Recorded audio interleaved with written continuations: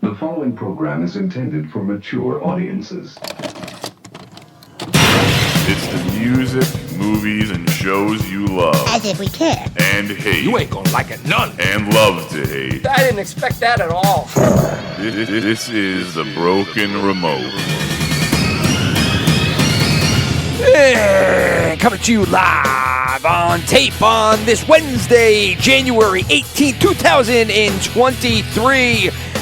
Where last we left you, our heroes fighting against bad content. We're facing face-to-face? Facing face-to-face? Does that make any sense? No. It makes for a terrible intro right out of the gate. But they're going head-to-head against Mindy Kaling and her show, The College Sex Lies of Women, or Sex Lies of College Women? Exactly. It doesn't matter. It doesn't matter. It really doesn't. Yeah. It was, we are currently going against the current. That is, not only going against us, but it is also up a mountain, and we do not have any paddles. We're going with our hands, and our raft is deflating, and the river is full of piranhas, and the water is lava. Like, that is just what is happening right now. I mean, it's straight whammies-a-roo. Oh, it is. Because it was a struggle. Because as we just slowly were able to go, as I said, facing face-to-face against Mindy Kaling and her one college show, then all of a sudden, last week... I am so glad she only has that one show currently on HBO. Can you imagine if she got another one? She does have another one! She does have another one! Well, I'm sure... It is the remake... It's so bad. ...of Scooby-Doo. Done Mindy Kaling style. Oh, man. Which means it's Kaling filled edition. with just laughs galore. Left and right. All over the fucking place. It's just like, how they re-release flavors of Snapple or something? They'll be like, oh, here's Snapple, iced tea lemon, Snapple, raspberry blast or something. Well, Mindy Kaling is Snapple asparagus flavor. Yes. She is the one that you will never drink and will just sit there and rot. You just go like... Why did you do this? But that somebody will go in and grab for shits and giggles because they're like, just how bad could the asparagus Snapple be? I'm going to find out for myself. And they do. And then they tell their friends, and they're like, no, you really got to try it. It's so bad. Yeah. It's terrible. Not only does it taste like asparagus, but they added spice to it, and it's carbonated. And then it reaches, like, the college levels, where it's like, dude, they're at frats, and they're like, no, Pledge, you're not going to be pounding warm beer. You're going to be drinking asparagus Snapple. That's what we're going to make you fucking little pricks do. So it somehow gets a life of its own because it's so bad. And I think that's what we've kind of captured here with, wait for it, Velma. Not Scooby-Doo. Not Scooby-Doo. Even though who's Scooby-Doo? He's not in the show. I don't understand who this character could be. You're right, Will. They did away with Scooby-Doo altogether. He's gone. You want Scooby-Doo? Nothing. You'll get nothing. That's how you know it's for adults, because we don't need some talking dog in our show. That'd be too childish. No, we're going hard. Okay, we're only doing the top tier adult jokes. Okay, so here's the question. Do you think that down the road she intends to bring Scooby-Doo into this? Or maybe. I mean, will it be good? No. But I could see her maybe adding him in there. Because if you think about it conceptually... He'll be a transgender dog or something this time. Okay, yes. I don't know. Like that is one of the themes of the show, for sure. Raggy, Ray-O-C. I got penis. Donald Raggy. Johnny's terrible. Right on Little Road of Florida, Raggy. This is really hard to do. Look at this package. Yeah, I don't know. It just doesn't sound like fucking Scooby-Doo at all. Yeah. He's gonna be a women gender studies major. The dog will be, or a classics major. studying Greek mythology. All of these, by the way, what I was saying right now, this is actually what Mindy Kaling majored in college. I did such a deep dive on her this last week, just trying to understand the beast of Mindy Kaling. Well, how do we actually back in? Well, let's just do a quick rewind, okay? All right. Yes. So let's do it this way. When we left off, we were talking about the college sex life show that Mindy Kaling did, which I thought was probably one of the wokest shows I have seen in quite a long time, especially since woke shows didn't really exist, right? And that's not to say that, like, I guess a woke show can't be funny, but I mean, in this regard, it just isn't. So we were talking just about how bad it is, because it literally just, you said it was tired, which, I mean, tired.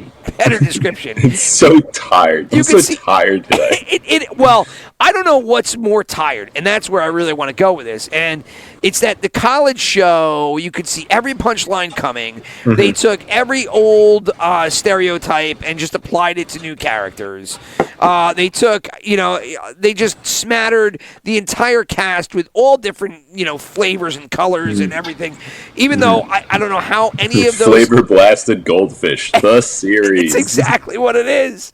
Even though those people would never, bump elbows with each other and actually become friends at college. Maybe a couple, but a whole crew of like 12 different flavored Skittles are not going to become friends at college. It doesn't happen that way. Sorry. That's a great segue. Did you see the last week how Eminem was like, in honor of women or something, they were going to release a bag of M&Ms that only had the color of M&Ms, that had like a mascot M&M that was a woman. So it's like green, brown, and purple M&Ms.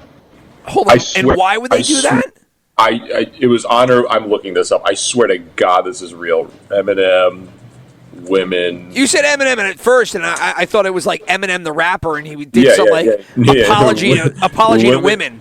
Eminem's all-female character package for green, brown. It is a thing. Supporting women, flipping the status quo. This is the labeling they have. Like, this is just, there's like, who asked for it? That's the question, right? Like when they make a show and they're like, nobody wanted this show.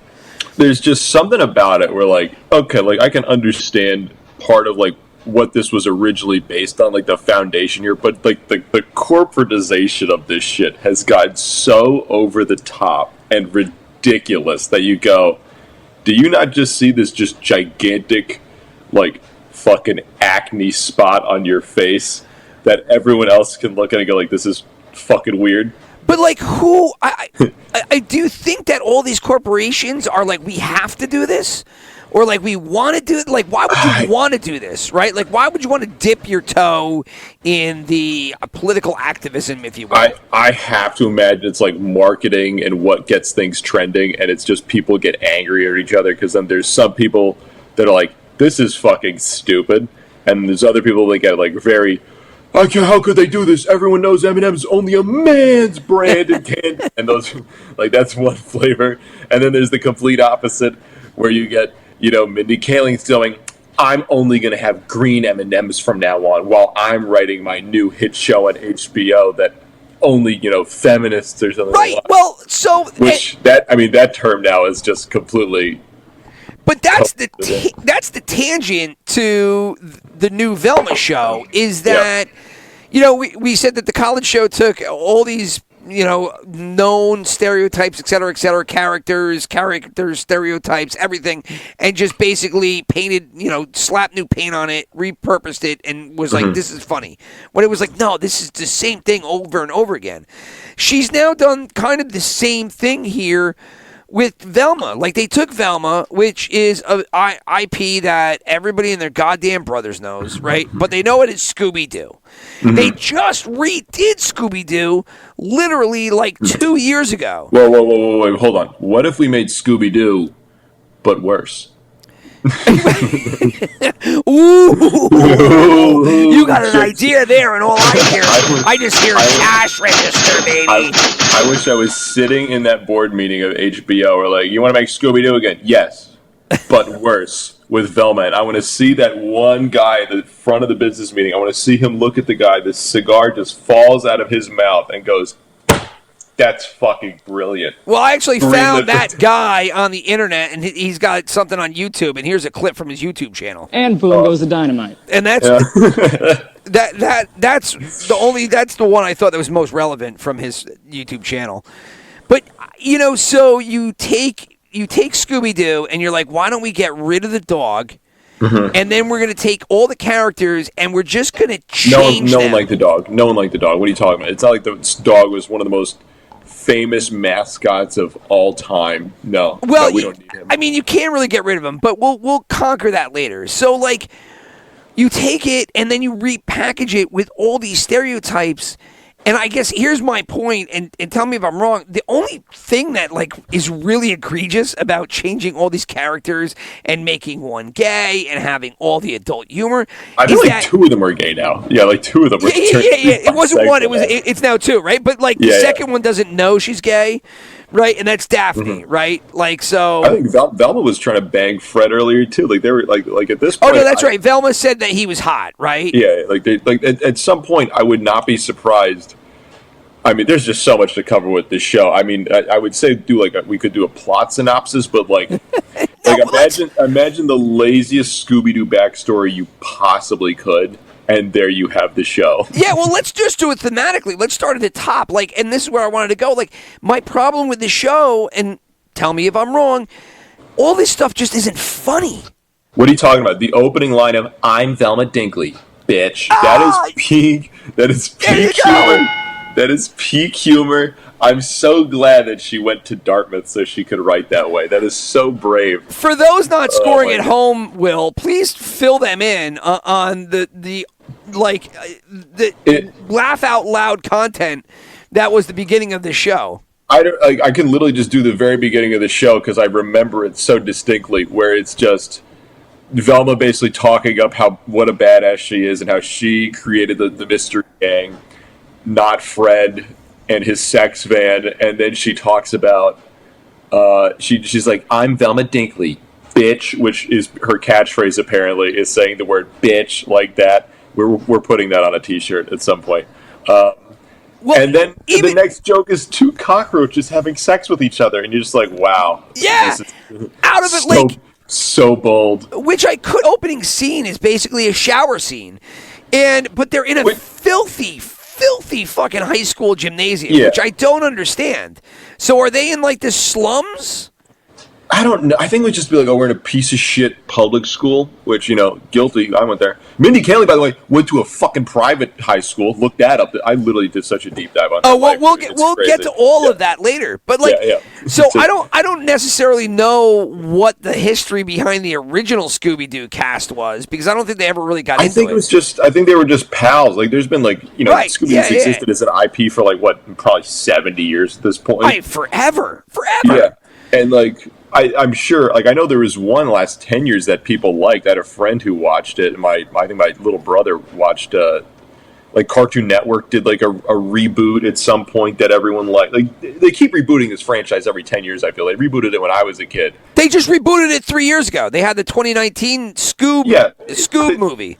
They do it all the time, and, everyone just likes the character. It clearly connects with people. I guess. I mean, I don't think it does anymore. I think it's probably really niche.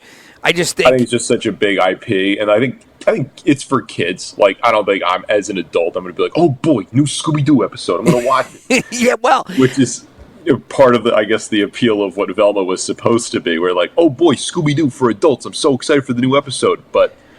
Then that works the opposite way. That's conceptually one of the most confusing things about it, right? But they start off, they're in this I don't know, they're in the slums, I guess, and like you said, out of a garbage can overflowing with crap, two cockroaches come out, which I'm just kind of I guess it's a slum, but I don't know.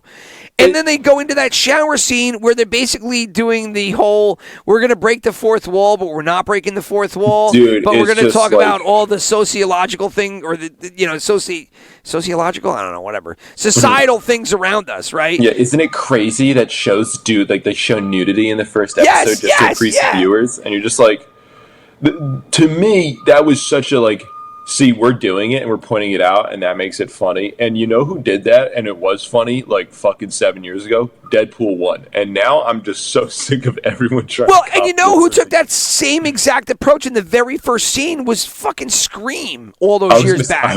I was gonna say She-Hulk, but yeah, you're also yeah. But fucking Scream did that with the whole, the phone call and Drew Barrymore got killed and all that kind of shit.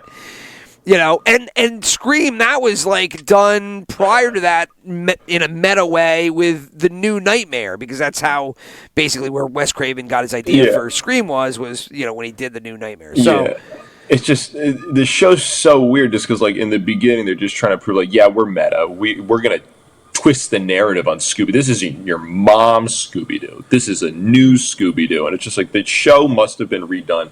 If I look how many versions of Scooby-Doo are there, here we go. There have been 13 television Scooby-Doo shows and countless movies. I know there's at least more than 20 different movies. Oh, well, they were made for TV movies. Exactly. There was actual movies. Yeah, they're the 2 live-action ones I remember from way back when, which I remember fondly. Don't think they would hold up at all, but I'm going to say I liked them when I was a kid. But, I mean, you know what I like them more than? Velma, so that's easy. Well, I mean, here is what... Again, this whole show is so confusing to me. But the one word that you used that was perfect was meta, right? Because meta. This whole show, that's the only... She just wants it to be meta. Now, I read an article today where they said that Velma was Asian, and I was like... She's not Asian, right? I mean, Velma was Indian, I thought. She's Indian, right? Yeah, come on. And when the show opens, Daphne. I think Daphne's supposed to be Asian, but like I don't like it at all. They gave her red hair, and like this is going to shock people. But last I checked, I don't think Asian people are native to Scotland. So I mean, or Ireland. Like I know that might catch some people off guard, but. Well, and they gave... They say in the show she's not even dyeing it, because I know some people would be like, oh, well, she's dyeing her hair. And she literally says that's her natural hair color in the fucking show. I know, because I heard that. I went, what? Are you talking about Mindy Kaling, or are you talking about... No, the Daphne. The Daphne, the bright red? With the bright red, where I'm just like, you're Asian, but you have bright red hair. And you say that's your natural hair color. Yeah, I can't figure it out. But then they made her an adopted daughter of 2 wacko police... crazy lesbian cops. One, one who was voiced by, what's-her-face? Wanda Sykes. Wanda Sykes. Yeah, and the other one I don't know. I haven't gone through the whole cast. But it was like, I heard Wanda Sykes, and I was like, oh, my God. Why is Wanda Sykes even still relevant? Oh, my God. Our battle against bad content, it's just losing. Because, Mindy Kaling and Wanda Sykes continually get roles and shit. I know, dude. It's all like the most, like, just blah comedians. They're like, this person's safe to put on here. They're not going to put Shane Gillis in a TV show anytime soon. Well, to that point, because Will had sent me Shane. I think I sent you something on Shane Gillis, and then you sent me something back, right? I went down a deep. Well, he had like a podcast come out this week. It was amazing. Somebody had sent me, or I came across this Shane Gillis bit about talking about the Special Olympics, where it wasn't ripping on the Special Olympics. It's Jane Lynch and Wanda Sykes. Wow, they. It's Jane Lynch was the other one. That's Jane right. Lynch was the other one. Yeah. God. But, so you start off with just an oddball scene, and you're like, where is this going to go? And then, they're trying to do all this meta humor. And then, I mean, it's just the sexual overtones to it. It's so just lazily done, dude. Oh, man, when you wrote that it was lazy, I was like, I don't know if I could describe it better. But where the hell do they think that they're going to go with this? And how did HBO greenlight this? I mean... I'm more. There's just they're trying to make like a vague mystery is like the concept of the show. There's murders happening in this high school as a quick like synopsis, and Velma wants to solve it, but she can't because she has like some personal thing she has to kind of work through. Hold on, stop. Let's go there for a hot second. Mm-hmm. So throughout the show, like Will referenced, she is always battling hallucinations. Yeah. Like hallucinations that are like, it's a cartoon, so take this for what it is. But are like downright scary ass like cartoon visions. Yeah, crazy. Kind of nutty. Like, what is that supposed to? I don't even understand. You know, she's battling the loss of her mom. Oh, that's another thing. Her mom's gone. Right? So her mom left in the middle of the night, and they don't know what happened to her. And she's battling these hallucinations, I guess, because she feels guilt about her mom leaving. I mean, that's kind of what was insinuated in the show. Did I get that wrong? No, that's basically it. Which, by the way, I'm 100% calling it right now. Maybe I'm wrong. I'll listen back to this later and decide whether I'm a genius or an idiot. So her mom disappeared for some reason, and there was a box that she left in her car. And the reason her mom left in the car was to Velma solved all these play mysteries that she was supposed to do or something like that. And then the mom's like, "I'll find a new mystery for you to do. I guarantee you." The secret to her mom is in that box, and that starts a mystery to find her mom or something like that. Her mom's like, "Oh, I was hiding out here the whole time, and you were supposed to find me." That's going to be the fucking lazy-ass twist or some bullshit. Well, it's just... I mean, who knows? It could be. Nothing's that... Oh, man, I have it playing in the background, and so every scene that pops up, I'm just kind of like, God, it couldn't have been more stupid. But, so, like you said, the show revolves around a mystery that has been presented, which is basically girls being killed. And then Velma's quest to solve them. But this is a prequel. So they've rewritten the whole thing. And let's go character number 3. We mentioned Daphne. We mentioned Velma. But they introduced Fred. Could you have thought of a stupider way to do the Fred character? No, I really can't. Which is sad. He's voiced by Glenn Howard, who I love. I don't know who that is, or do I? He does It's Always Sunny in Philadelphia. Oh, okay. He's one of the main writers and actors there, and he's phenomenal. But I think he's friends with Mindy Kaling, which is how he got this. But now he has to be the worst version of his character in It's Always Sunny, where he plays a kind of similar character, but written well. So it's just, you see him do this and you're like, why? Well, it's got nothing to work with here. They basically turned the Fred character into, and we were talking via text, Will and I, but yeah. I said they basically have turned him into Blair Warner of the 80s sitcom Facts of Life fame. And where super rich, super stupid, just is into himself and all of his looks, and comes from a loaded family. But deep down, you can tell he's got daddy issues, but he's got a heart of gold. But it's deep down there, and Velma's gonna find it, because that's how these work. Right. Let me just give you my take on who wrote this show, Mindy Kaling, because I knew a girl very similar to her growing up who went to a private school for high school, then went to some big private college where she majored in fucking classics and wrote about. Is she 300 pounds and married herself in the woods? No, but she is gaining weight, and she is, questioned her sexuality a bunch. They all go down this fucking route, dude, and they have a bunch of man issues. But all of these girls, they go to high school, they're fucking nerds. They're not very popular. They're, nervous talking to, boys or something like that, but they get so resentful when they, grow up later on. And, they go to college, they're doing classics, and they're like, why won't the popular boys talk to me? It's because they're, whatever fucking... Oh, it's because they're idiots, or they're dumb, or they're loaded, or they're, super... They have all these excuses. It's never their fault. No, they're cool and suave, and people just won't recognize it.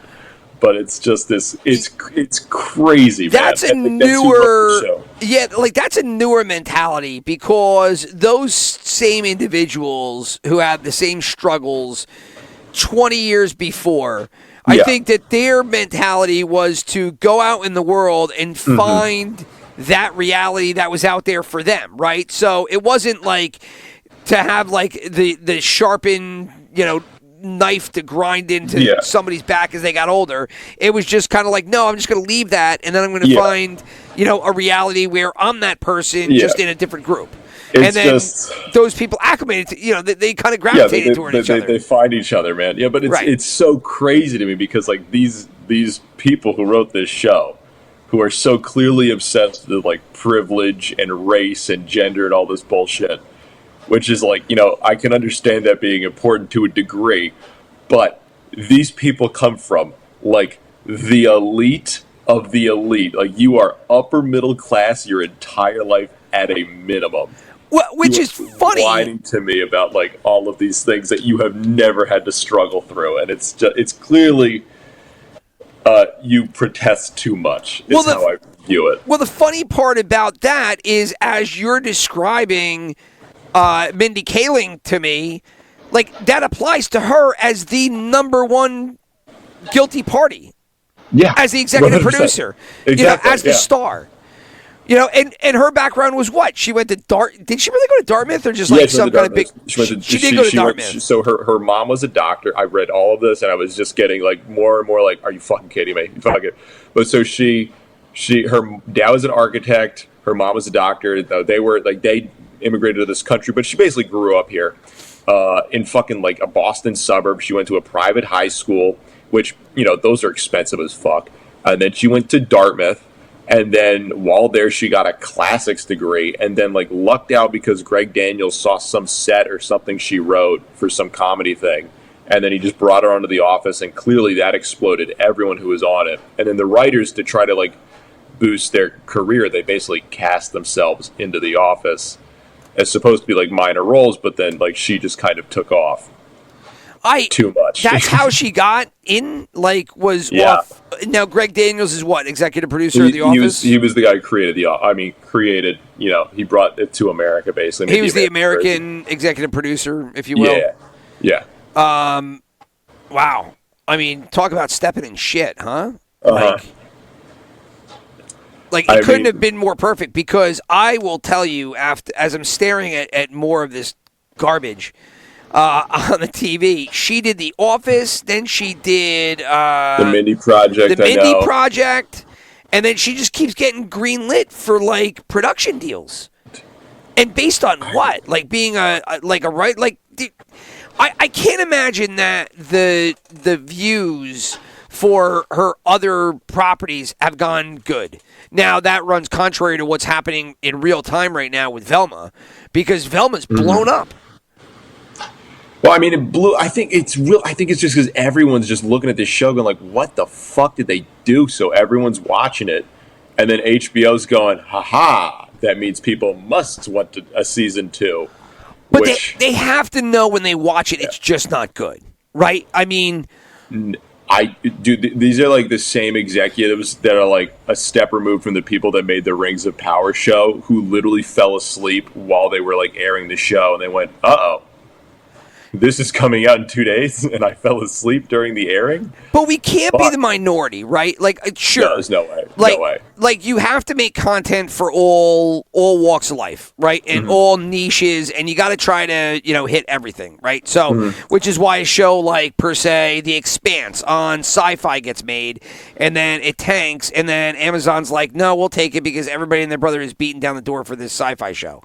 So, I mean, and that's just one more recent example. But over the years, I think Magnum P.I. just got saved because Magnum P.I. got rebooted on CBS. It was terrible. They took like I think like a Hawaiian lead. I don't know the guy's name, but a change from Tom Selleck, and recast everything. And then it was on CBS for a couple of years and nobody cared. And then you're like, oh, of course it got canceled because the show's just not good. It has nothing to do with anything other than the fact that the show got no good. And then all of a sudden NBC is showing ads all over. NBC rescued the damn thing.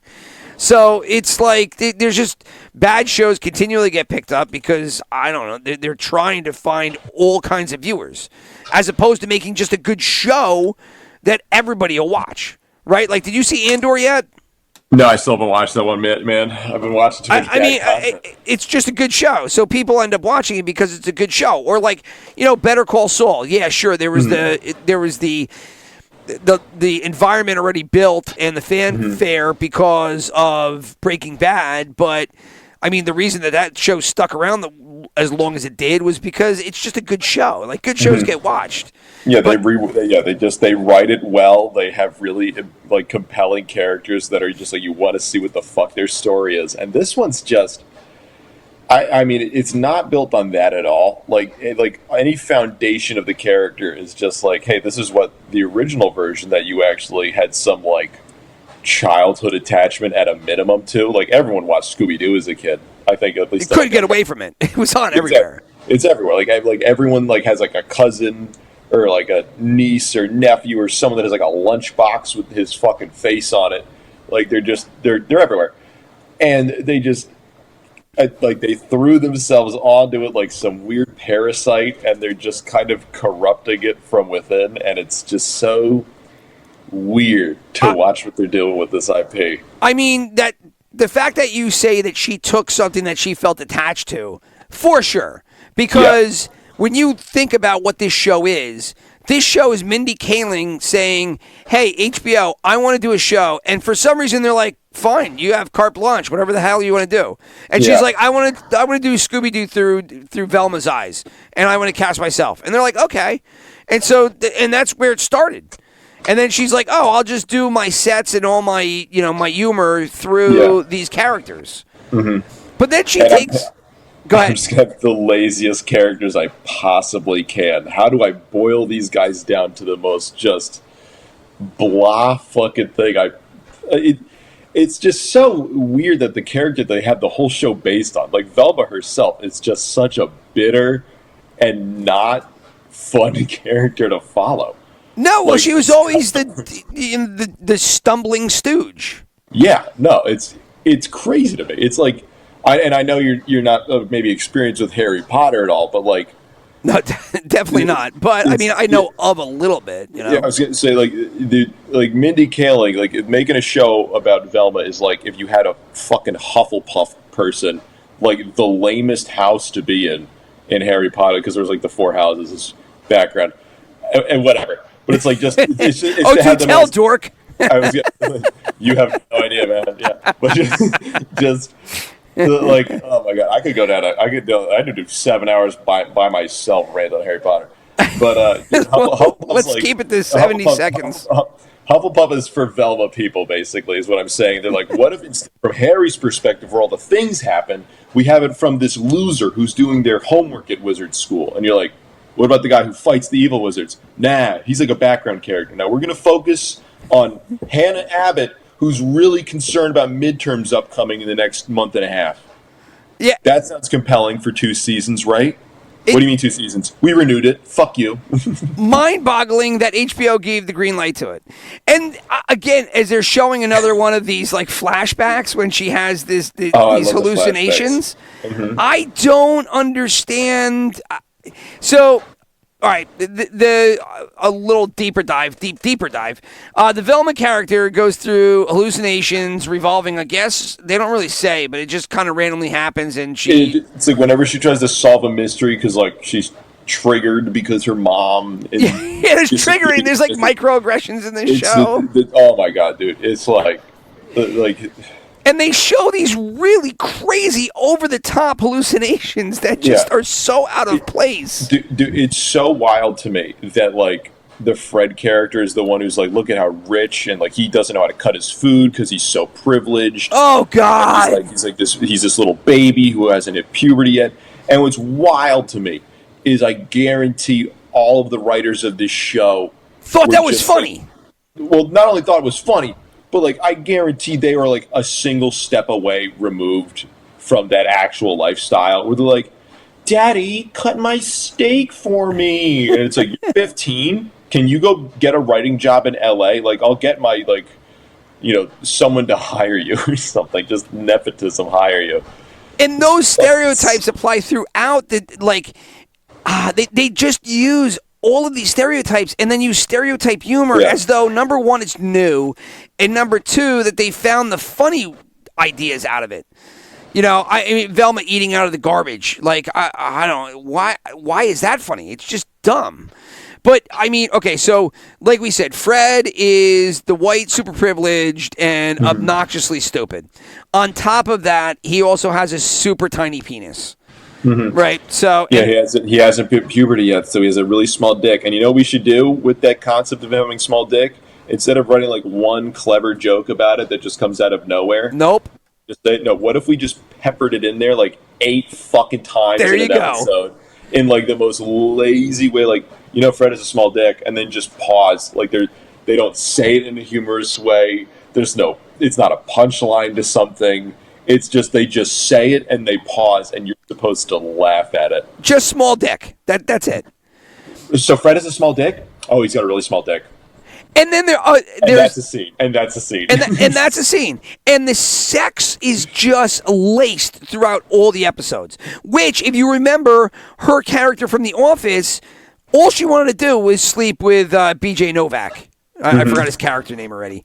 It's B.J. Novak. You just call it that. Right. So, she just wanted to carry. So, like, she's just like this sexualized, fucking terrible comedian that just wants to write. And for whatever reason, HBO's like, do your thing. Then they just showed the scene in the hallway where Fred throws the paper cutter and it comes off and it chops the one kid's leg in half. Oh, I mean, okay, I will be honest. That one I did kind of find a little funny, just because gratuitous violence. Which, by the way, but random like a random spot where it was like the kid's leg just got cut off, and I guess it's funny because it is over the top. Yeah, I mean, it's such like a. My one friend pointed it out to me. He's like, what they're trying to do with this show is they want to be South Park and Family Guy really bad. And okay. They just can't commit to either one. And so you just get this weird blasé combo of both. I eventually wanted to bring South Park up, but we'll do it now. Go ahead. Yeah, that's what he pointed out. Where he's just like, they got some of the violence, but they don't. Like, South Park goes wild with its violence when they show it. And Family Guy does sometimes, too.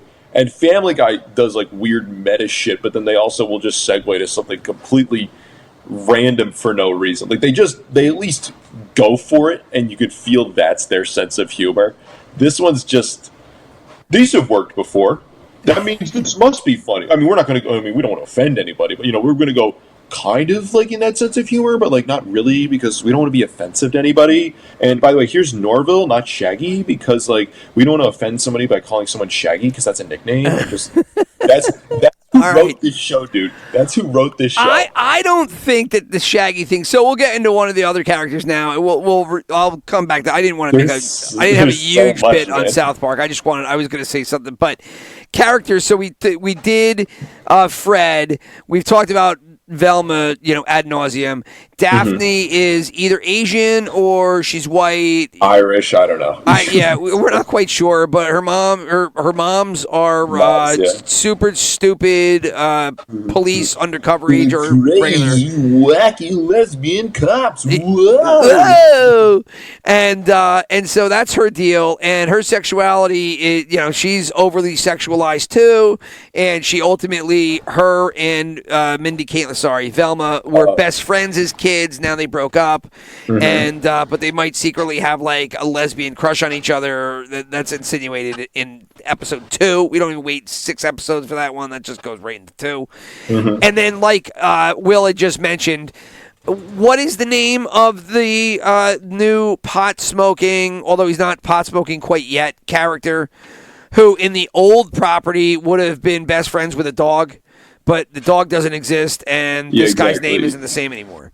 Yeah, now, by the way, also calling his story arc, he's eventually going to become a pothead, and then he'll go by Shaggy. Well, he already said something in the beginning, something about, like, liking drugs.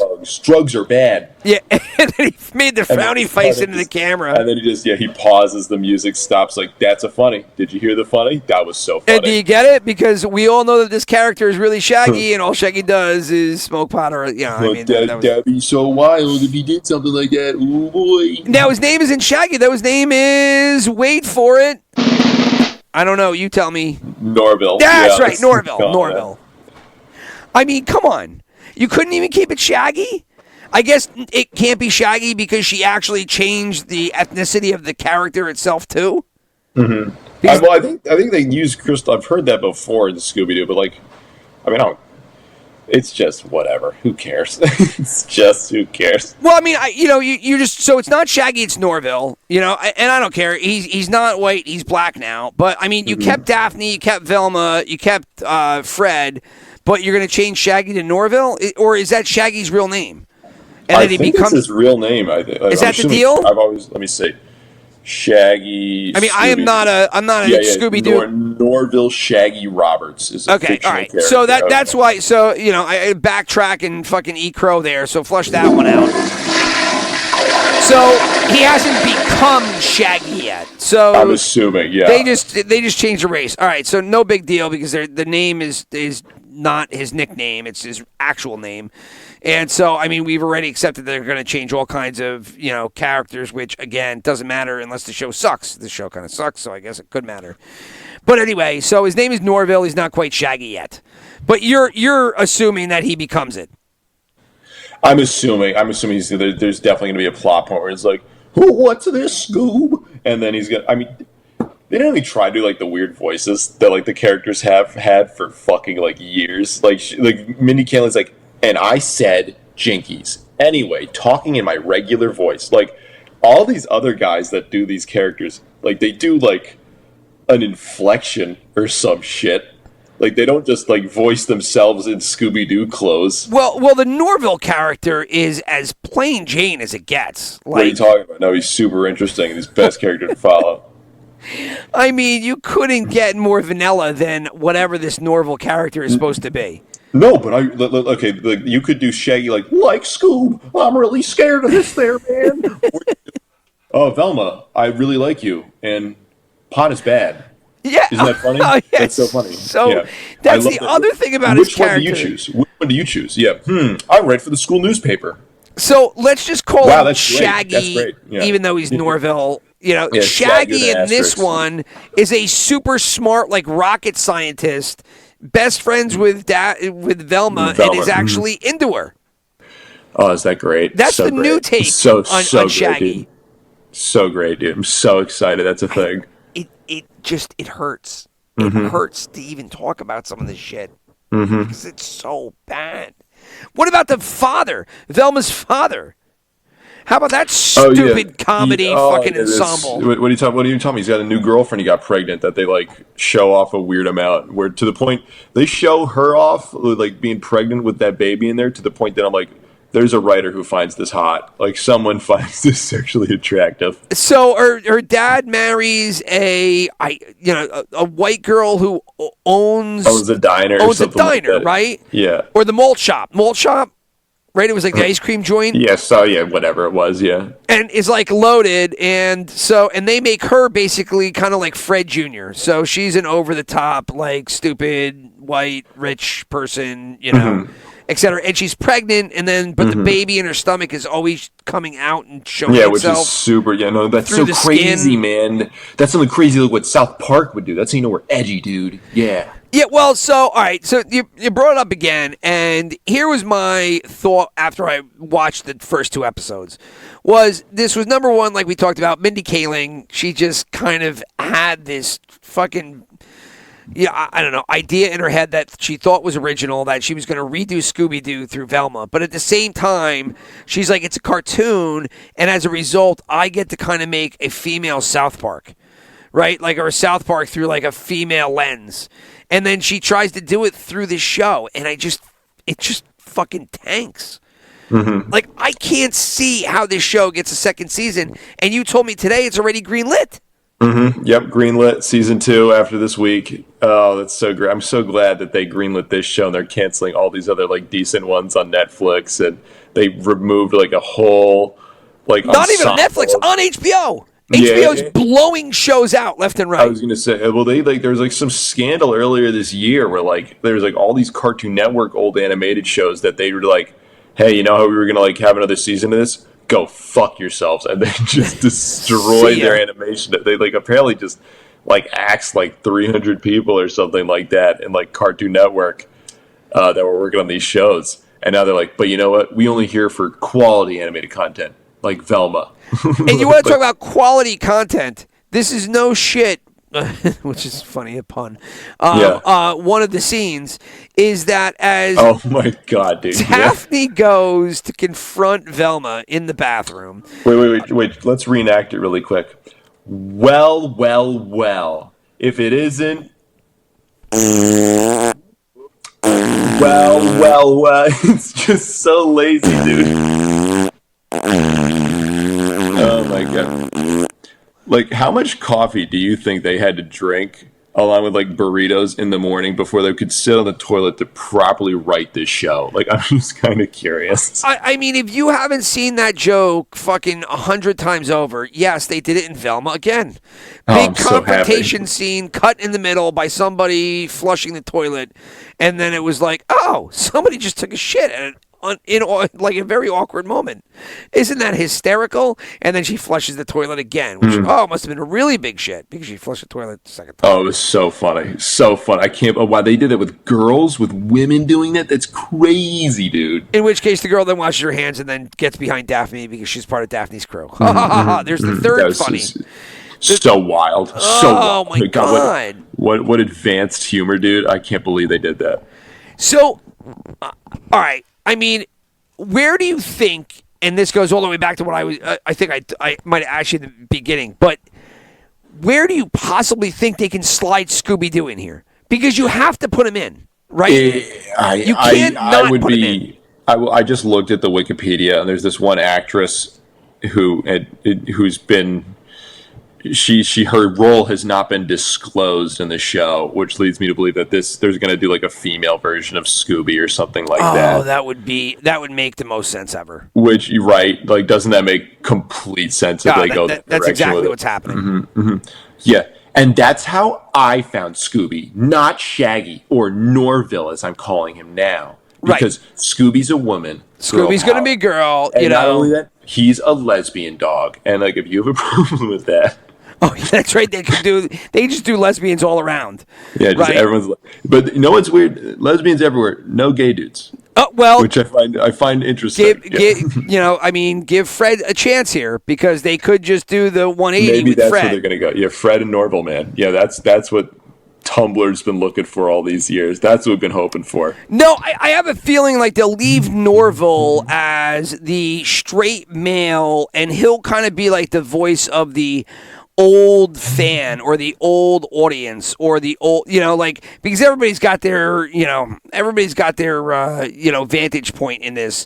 And Norville, I feel like might turn into the whole like, yeah, do you see what I'm seeing? Like, isn't this ridiculous? Because they ended the second episode when they're making out.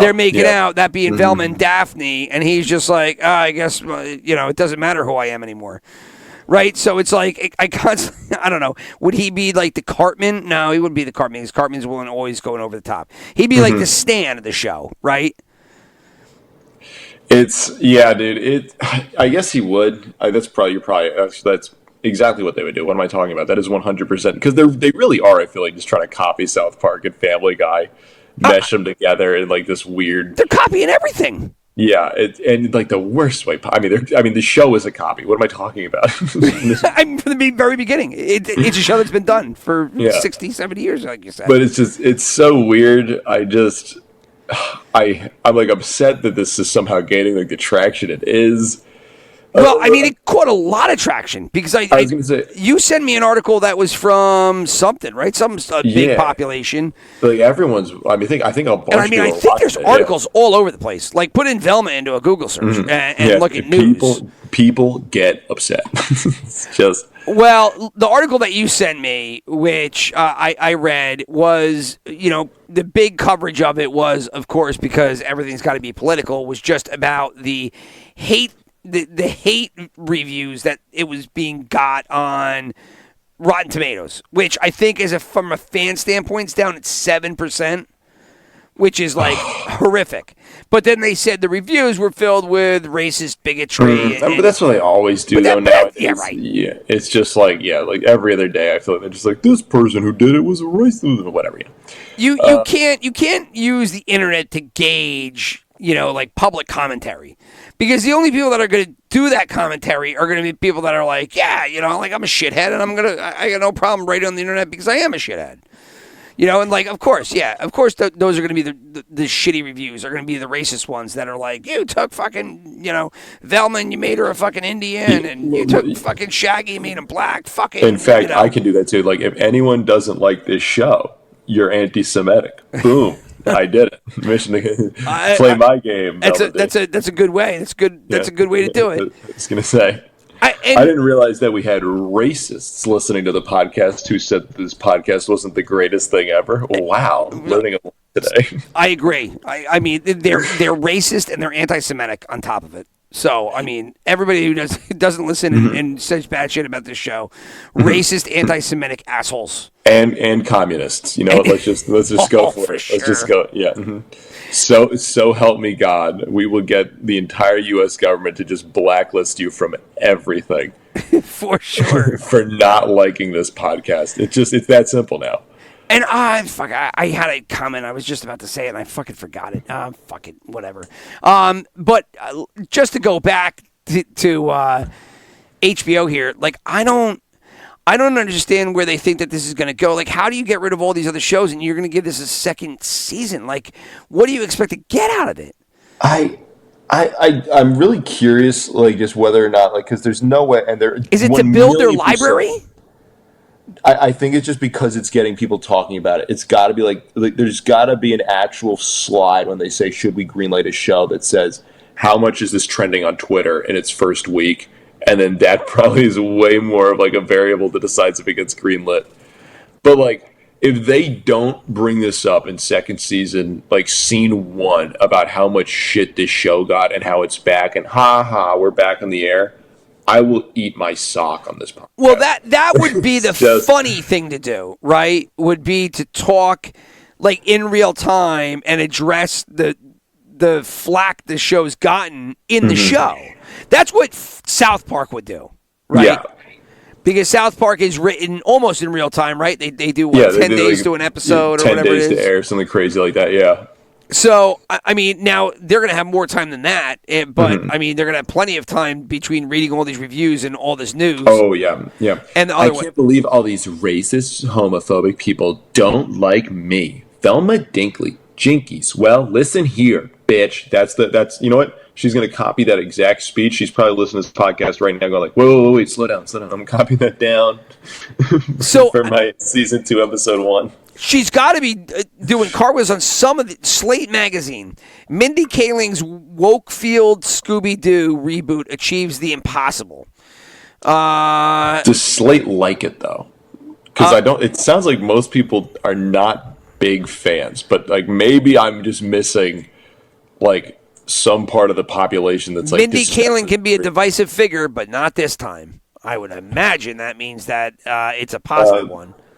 Yeah, I mean, well, Slate's always very moderate and very measured in their opinions, and I never read Slate, so I don't know that much about it. Neither do I think they're a little weird. That's my rough understanding. Let's see. Velma premiered on HBO Max last week and almost instantly achieved the impossible feat of getting the internet to agree on something that this attempt to flesh out Scooby-Doo's most underrated character is very, very bad. Oh, nice. Okay, never mind. Velma is an adult. The appearance of her mother aimed as an origin story. I guess I don't need to feel represented. I want to be entertained. I don't know what that is. That's it's got to be one of that. I guess that's got to be one of Slate's critiques on it. All right, so I guess Slate does not like it. And what's also crazy is that like this is like a weird sidetrack. But, like, I recognize the voice of Fred's dad in the show, and then it turns out it's Frank Welker, who's, like, the guy who voices... Who's that from? So he's the guy... I mean, he's a voice actor, but he literally voices, like, Scooby-Doo. He's been the voice of Scooby-Doo and Fred for literally forever. And he's in the show, and you have him. And, like, I guess it's cool that he's in the show. Like, you're kind of giving, like, a little nod, like, hey, look at this guy. I think he does Megatron's voice too. That's okay. That's another. Does he? Okay. Yeah. Okay. This dude's actually kind of the shit. Look, and he voiced it looks like most of my childhood. Now that I'm looking through his IMDb, but I don't know. Like, could you make like a regular Scooby-Doo character that we like? Or are they really going to try to be like, no? And now we're going to add some zest to him, and they're going to have this what looks to be very small, shrill comedian voice Scooby. Oh, I have never read Slate, but I don't know. They're pretty much shitting on the show too. So. Okay, that's good. Maybe you know what? I'm glad that this is what's bringing the nation together. Out magazine. Velma is much better than haters and trolls want you to believe. I will slightly like. Okay, the show is clearly bad. Is it the worst thing I've ever seen? No. But does it break a 4 on the scale of 1 to 10? Also no. I don't know. I mean, I think it's a little worse than you do. I mean, I will hate watch it because I think it is so bad. It's worth watching. I'm saying it's a 3 at best. Yeah, okay. This is Geek Tyrant. So this again goes to show, groupthink. There really are no original ideas out there because as I sit here and I think one of my earlier questions was how the hell, and I think I just asked it before too, was, Will, how the hell did this get greenlit? This is a Geek Tyrant. The review. The mystery behind Velma is how it even got greenlit. So, nice. There you go.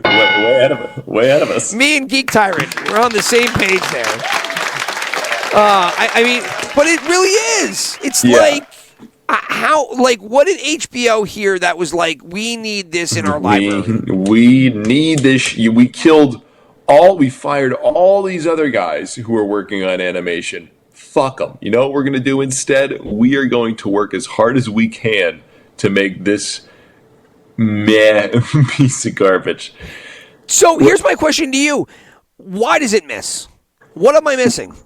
Why does it miss? So I'm trying to figure out why like the woke audiences don't like. I think it's because like it's so obviously just like going that direction. Like they're trying too hard for it. Like we see it and it's just like they're just clearly trying to woke it up for like corporate reasons.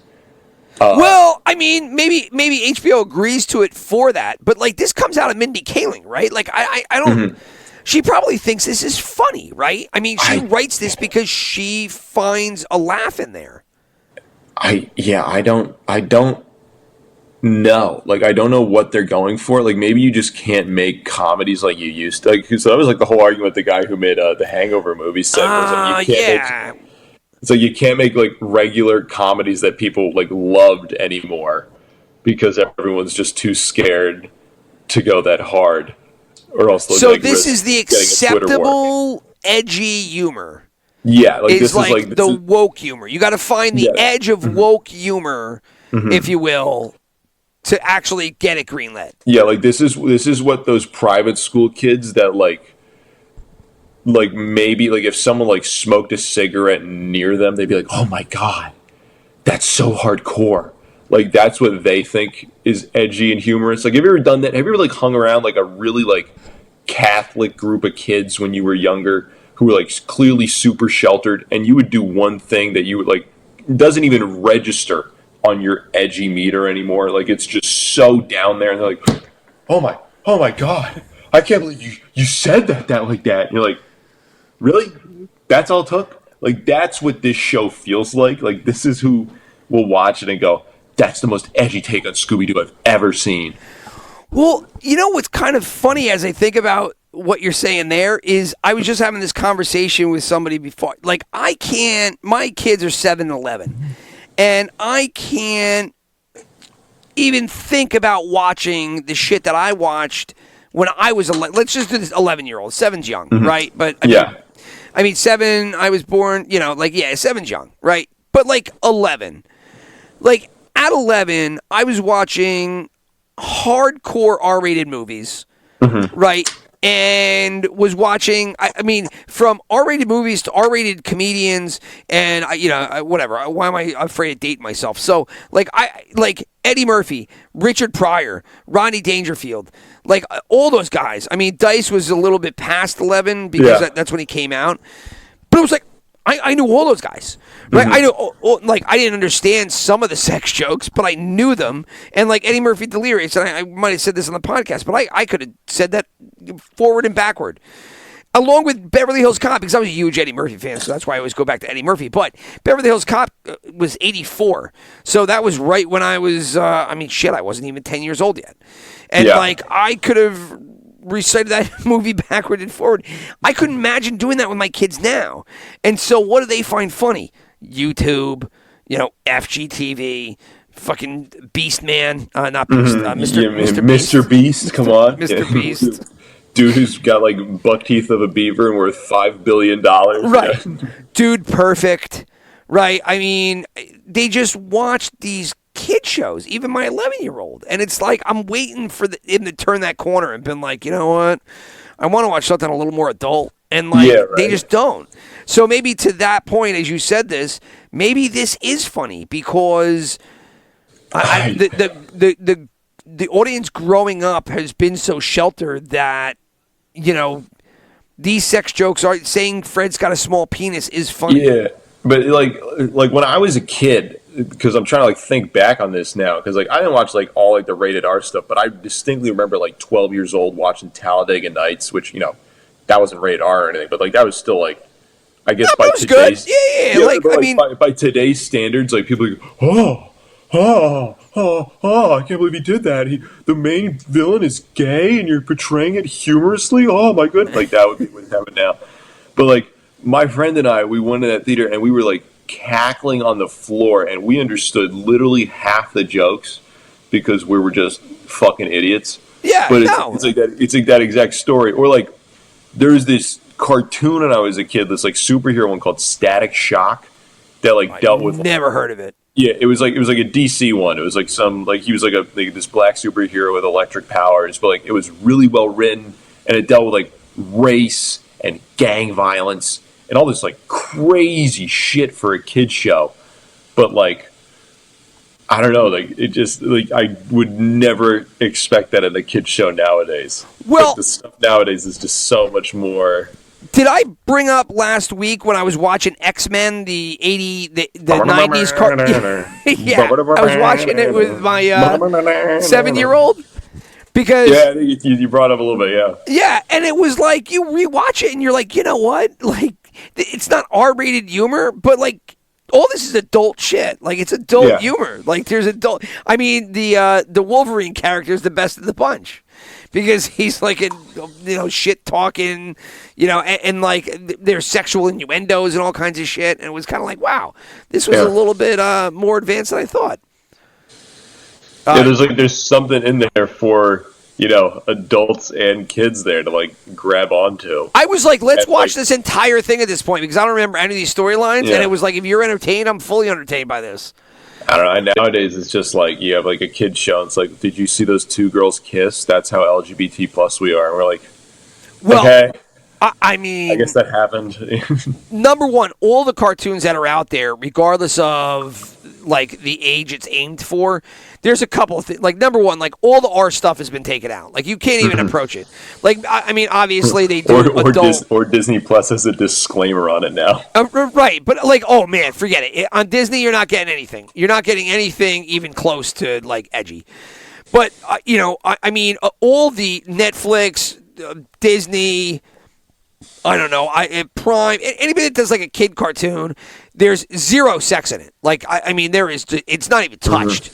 Like it is just stayed away from left and right. So the only kind of humor you get is usually like maybe like there's playing on emotions. Anger guy. I'm going to say it right now. If Harry Potter was accurate, if Harry Potter was accurate to what an actual private school would be like for a bunch of teenagers. Hermione Granger, the main female protagonist, she would have walked out pregnant by her 5th year, by the 5th book, guaranteed. That would be adult. There you go.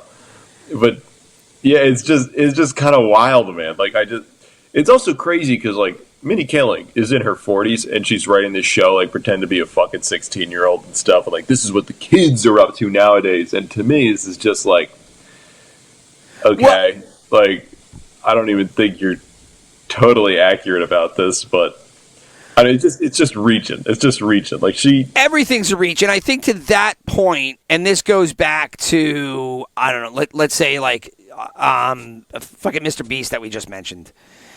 Everything right now is aimed toward kids, which is why I think you've got to neuter all this stuff. Now, this one obviously is mature rated.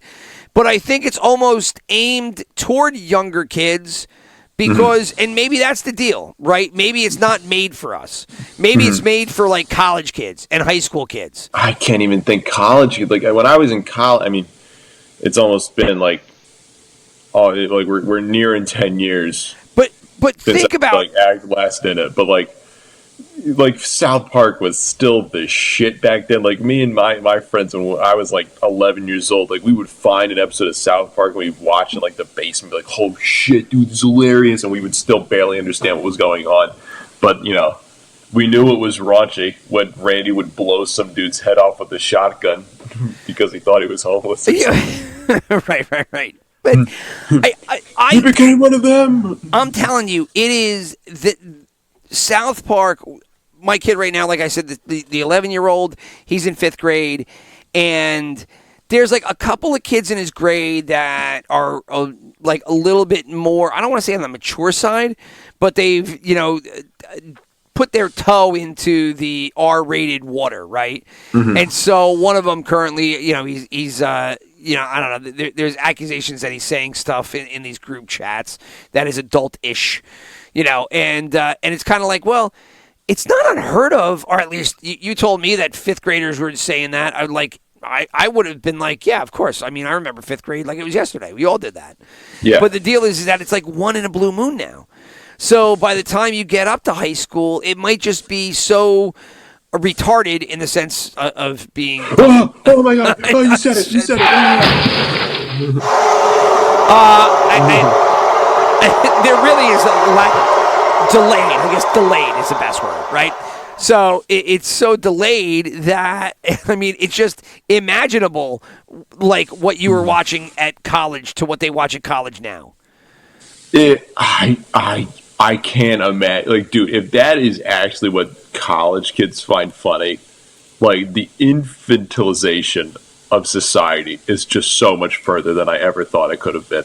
Like my sister, like she's pretty recently out of college, and she still watched South Park. Like, she wasn't as avid about it as me or my friends were, but she's still a fan of it and would watch, like, actual shows that push the fucking limit to a degree of what's socially acceptable.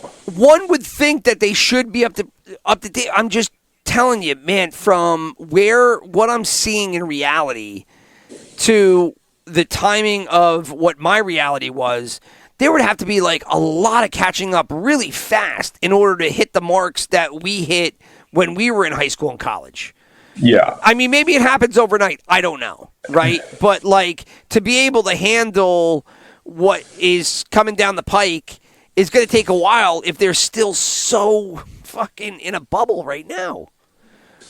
It like the way I'm looking at it now is like if the humor we were liking, like back in the day, that was like making me fall on like the floor of a movie theater and just cackling and sobbing laughing. The last one of those for me was The Hangover. Continue. I remember me and my dad watching the movie and I could not breathe at points. But like when you watch those movies, that's like watching like someone shoot from the free throw line, or like just sink a 3-pointer. You're like, holy shit, that's awesome that they just did that. But now, like when you watch Velma, like they want that same level of adulation when they're hitting it right underneath the basket. yes. It's like good analogy. A sports analogy out of you, exactly, Will. I did crazy. Look at me branch out. But like, I'm gonna fucking applause on that one. Yeah, woo. But like, maybe not even that. Maybe they're on a stepladder and dropping the ball in, and then they turn like, "Did you guys see? Did you see what I just did there? You guys cheered for Jordan when he did it. What the fuck?" And it's just like a little different, sir. A little different. A little different when he did it. Yeah, a little different. But just like it's just they're simultaneously like so lazy and trying so hard with this show, and it just makes it not good. And then they're just they just have like this smattering of woke shit on top of it. That's just like whatever. Like I guess that's here. All right, so let's just get off Mindy Kaling. We're running. It's so hard. Yeah. We're running along a little bit, but we'll come back to this because there'll be more episodes. Let's just before we punch out, let's dedicate a little time to like the opposite end of the spectrum. Mm-hmm. And I know that was a really jagged fucking conclusion, but it's both on HBO Max. There we go. It's running a little late, and I did want to talk about it because on the opposite side of the spectrum, you got something that was really pretty good, and was not a cartoon, And but it was a video game conversion that was actually done well. I know that. When has that happened? Which was it's The Last of Us, right? The Last of Us, yeah. Pedro Pascal and that. So it's girl. the Mandalorian, accompanying a young person again. I guess that's all he could do. It's Oberyn Martell and Lyanna Mormont from Game of Thrones, but now they're palling around in another zombie universe. But I'm pumped for it. So who were the people that I should know of from Game of Thrones that are in this? The main girl they were traveling with, she was like the do you remember that one little girl in Game of Thrones who was like, Bear Island will always be with the Starks. It's that girl. Yeah. No, I don't remember that one. But... Yeah, she was she was like a gigantic fan favorite, and then eventually, I was like, oh, she's cool, and then eventually she was a reoccurring big time character. Not a big character. She was a side one. She was like, I love the Starks. The Starks are badass, and I'm a tough girl who's 5 years old but tells guys what to do, and you're like, what? Okay, but then eventually she gets murdered. But she was fine. She was fine. Spoiler. She was cool. But now she's for game. Oh, I'm sorry, spoiled season 8 of Game of Thrones for you. Oh man, 15 years later. Yeah. Well, whoopsie. But she, but now they're in this show, and I've never actually played this game. I bought it. Nor have I. I bought it for super cheap years ago, and I meant to play it at some point. But it's a horror game, and I was like, I'm not playing this alone in my apartment in the dead of night before going to work in the morning. Sure. But a bunch of my friends who've played it, they swear by this game. They I have read nothing but good reviews of the game, and I think there's a second one too. The right? second one is more controversial because the story, apparently they do some stuff in the beginning that I'm not going to get into because I know what happens, but that's spoilers. Yeah, but people don't like the second one as much, but the first one is just clearly a masterpiece, and people have been saying it's basically a movie. The second one. The first one. The first one. Okay. Both are you're playing a game, but in reality, it's more you're on a theme park ride that's really this zombie movie that you're kind of watching, but also interacting with at the same time.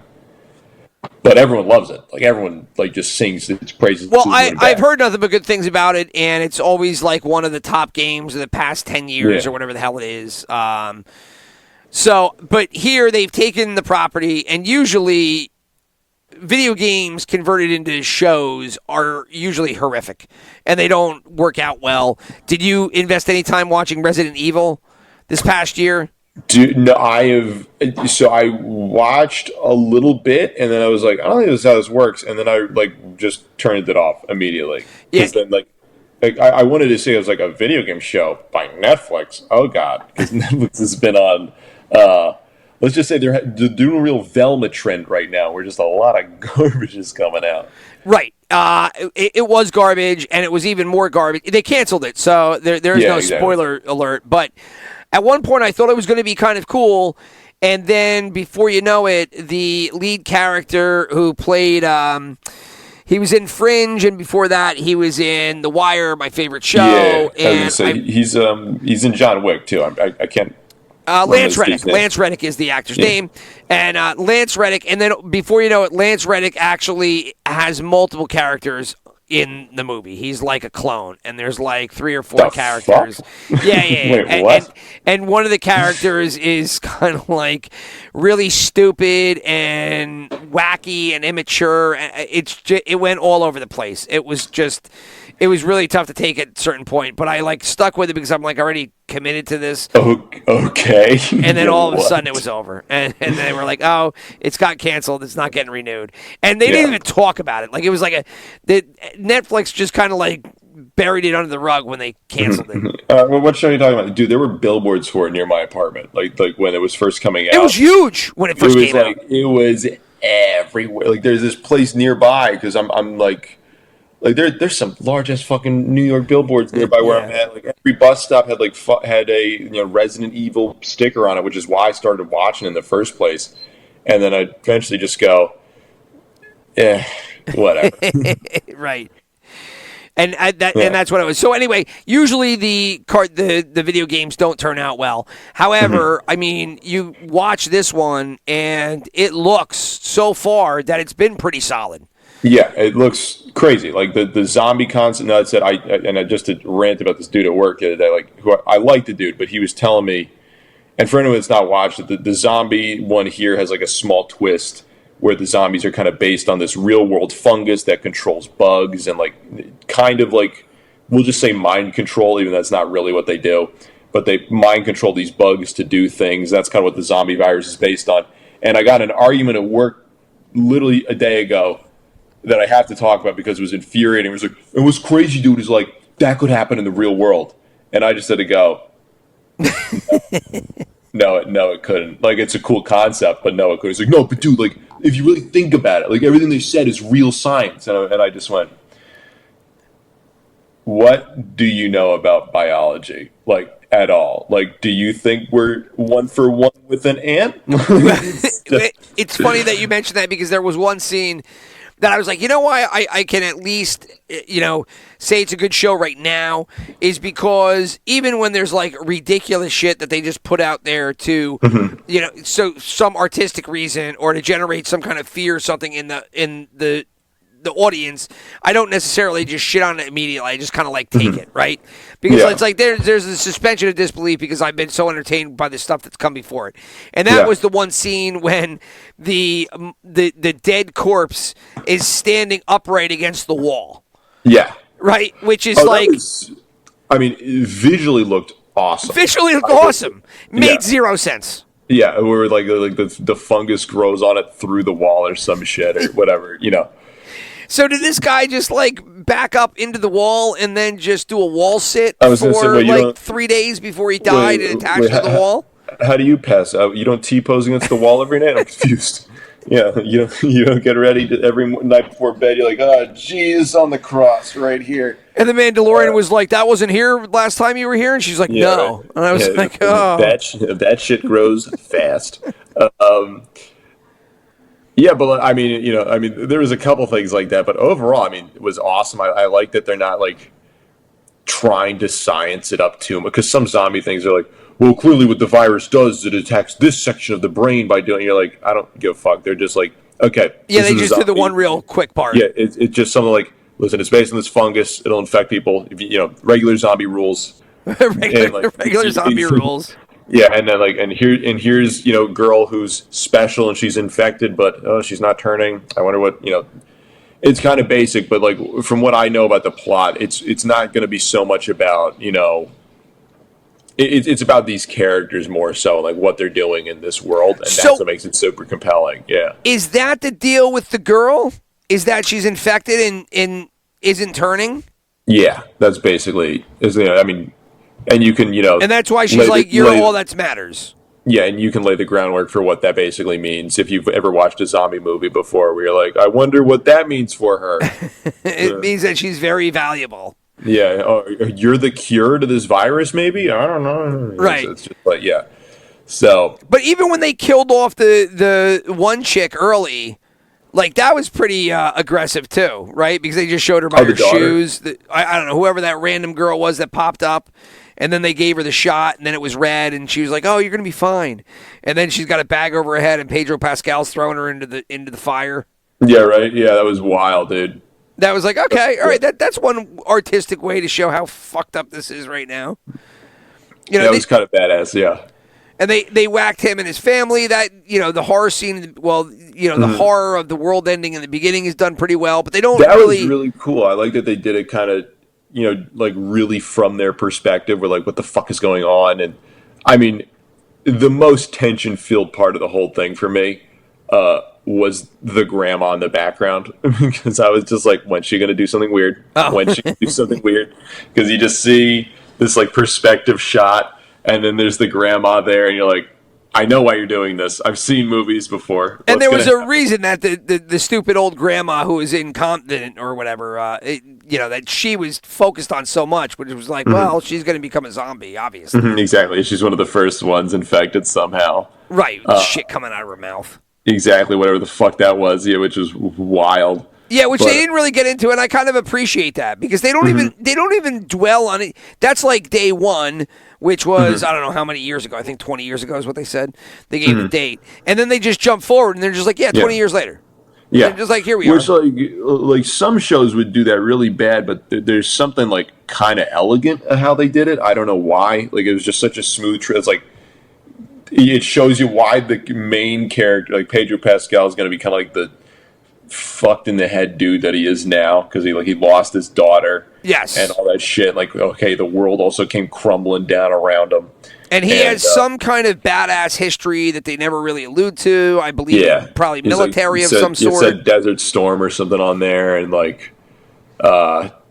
some other shit. But yeah, now it's going to be... He tries to get his daughter out in the very beginning, and then she ends up getting shot, and somebody's trying to shoot him. And What's so funny to me, though, is like this trend, because I see this a lot in media, where like they do like this kind of like father figure with like this child character. And they did this in Mandalorian, obviously. Also, Pedro Pascal. They've done this in the God of War video game. They've done this in Last of Us, Hunt for the Wilder People. They did it again when they remade Halo for Paramount Plus. That's right. Yeah, dude. It's like they do this. They're doing it everywhere now. And like this is like the franchise, I think, that I first noticed them doing this trend. And then the fact they got Pedro Pascal as Mandalorian, who's also like... I think just rocketed that trend into like the wider culture to do it now in Last of Us. I was like, haha, full circle. It's very funny that Pedro Pascal is the one that got penned to do The Mandalorian, now all this other stuff, because when you look at him not in the Mandalorian outfit, like he's not an imposing figure. No. Right? Like, I mean, not even like karate martial arts imposing. Like he just looks like a dude.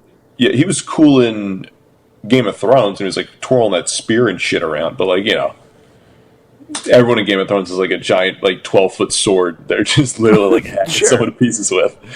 I do have a little bit of problem with Pedro Pascal. I mean, you always knew he was going to have to take the helmet off at Mando, but I do, and whatever. I don't care. He's a voice, and I like him in the other shows like this one. It's fine. Mandalorian. It's just it's kind of weird. I'm like, you're the fucking you're Mando. Like, it's not like a 28-year-old dude that he's got like some physicality to him and all the rest of it. It's like, no, you're like an old gunslinger, I guess. But then you look at Boba Fett, and you're like, oh, this guy is fucking... And then they're like, whoa, you haven't seen nothing yet. So true. Yeah. Let's hop this up on roids real quick, Pedro Pascal, he's been having a good couple of years here. Oh, my God, that guy is on a fucking tear. On a tear. Yeah, well, good for him. We'll get to see him again in the next episode, which I guess it's when do they get released? I'm assuming over the weekend. Like that. This is what I'm so excited about. I got a double feature now of Velma and The Last of Us. This is like the sweet and the sour. I'm not sure what order I'll go in. Well, I don't know when do either of them get released. Now I can't imagine The Last of Us for all the hype. It's got to be HBO, right? So they probably show it on HBO. Yeah. So you were saying earlier there's like a difference with HBO and HBO Max. Oh, yes, there is. So if you are unfamiliar, for anybody that has it, their HBO is the TV channel. HBO Max is the app, the streaming app. And then Max is the streaming app's original programming that's only available via the app. There you go. That's what I think about most of Mac's original programming. But made by the most quality people producing in Hollywood today. Right. I mean, now they have got some stuff that is pretty solid. I got to say, like The Peacemaker, which I have not seen, I heard is good. The Flight Attendant, which I saw season 1, which was awesome. I've heard good things about The Staircase. So not people have talked up Hacks a bunch. But, I mean, HBO is really where you get, like, The White Lotus and Succession. And Dance of Dragons, Dance of the Dragons, right? Euphoria. Or House of Dragon, whatever it's called, Usually the higher-end content in terms of quality and production end up being the HBO shows, with Max being, the Velmas. The Velmas. Hey, we need something, and we'll throw shit at the wall and see what sticks. We also have a hit HBO. It's like them going to their dad. Look, Dad, we're also doing just as good as you making these original content. Or they're just going, yup. Yes, Max is the young child. Is the young child making shit that's like, I could do it too. Aren't you proud of me? Aren't I doing a good job? Look at my cartoon. You're doing great. Look at my You're doing cartoon so about great. lesbian, a lesbian Indian mystery solver.